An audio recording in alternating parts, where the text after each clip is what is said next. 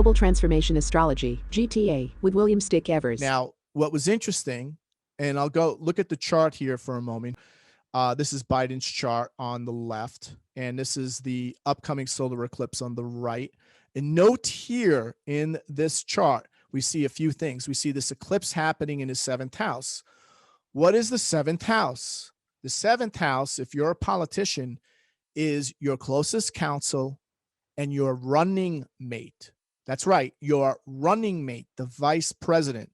Notice here that we see this powerful eclipse in his seventh house, and we see here that it's making an exact connection to his 10th house IC axis. This is your career. This is your career path. This is what you're going to do. Now, so what we're seeing here is this exact square in the seventh house of his running mate to his, and this could be the house of open enemies as well, right? So whoever's his real open enemy, Trump, right? Who's a Gemini, by the way. Notice the planets are here in Gemini.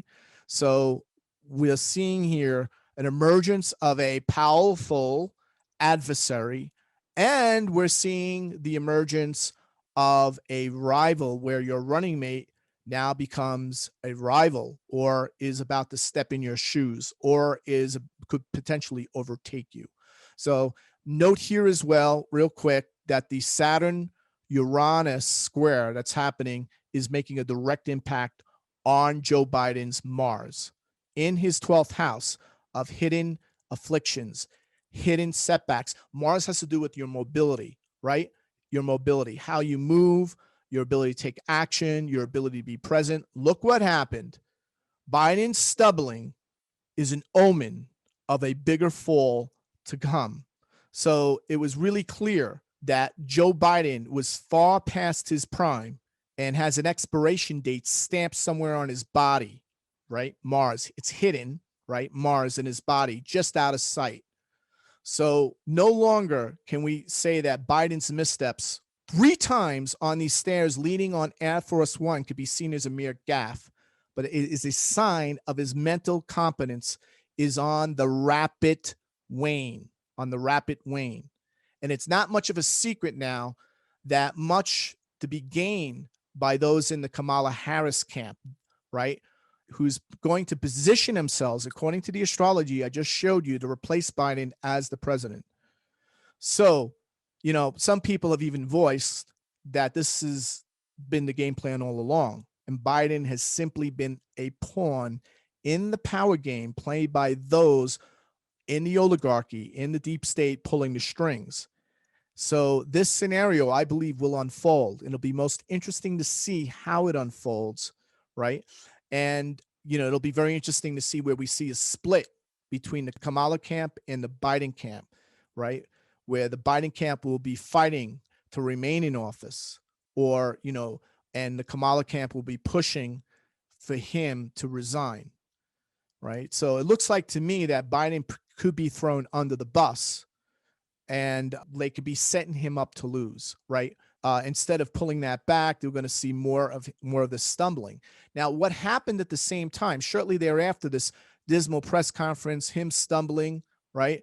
We see now that Biden says the migrant surge, the migrant crisis that began under Trump. He blames Trump for the migrant crisis. Now that they're not continuing building the wall, there's certain gaps they're not going to fill in, and people are just walking across, no problem, right? He puts Kamala Harris in charge of the border crisis instead of him assuming what do leaders do? They own it. They own the problem. They take action. They figure what outcomes they want, not how.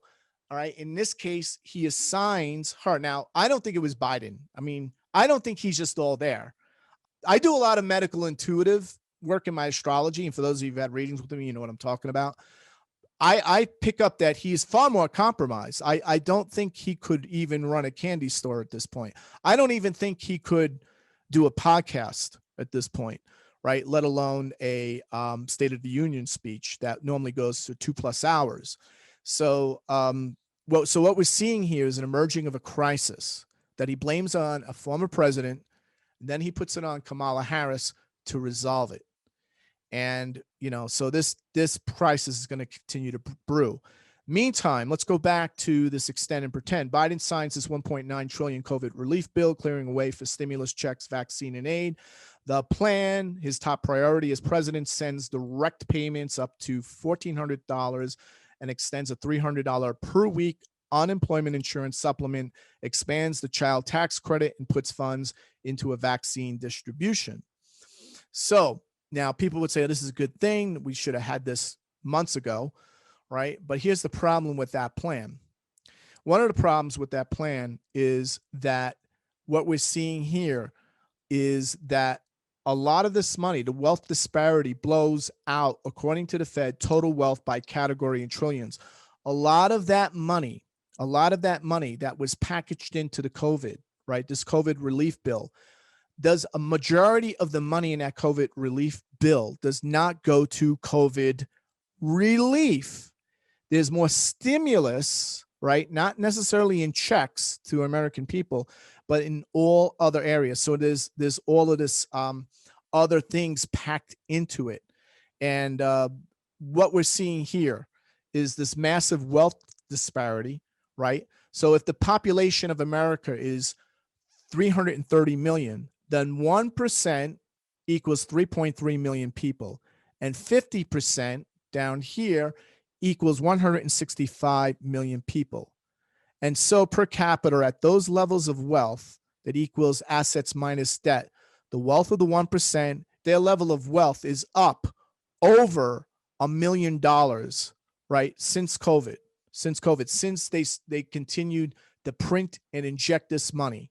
So this money that they're injecting into the system since March has been going, a majority of it, to the top 10% or the top 1% or the 1% and the 10%, as you could see, continues to grow. The top 50 to 90%, this would be the privileged class. They have grown, right? They've moved up, right, during this period. You could see their level of growth is actually, since the 2009 crisis, has actually gained somewhat. But you could see, right, this is more of a linear. Look at this exponential level of growth. But look at the bottom 50%.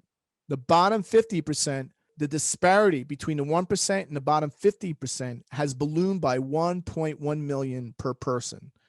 So this is part of the problem here that we're looking at. And, you know, here's the problem as well, is the fact that Congress and the White House passed this 1.9 trillion COVID relief bill, which has little to do with COVID and everything to do with spending for favored interest, including teachers, municipal workers, federal workers, and community organizers. Right, and community organizers, I kid you not. It also provides substantial money for programs such as the Kennedy Center, the National Endowment for the Arts, and all of that. Now, look, I'm not totally against all those things, but the fact of the matter is a substantial amount of money are going to that than it is going actually to relieving COVID businesses, small businesses, people, right? They could have made that, you know, $1,400 is not going to make a debt. I think we could all agree on that.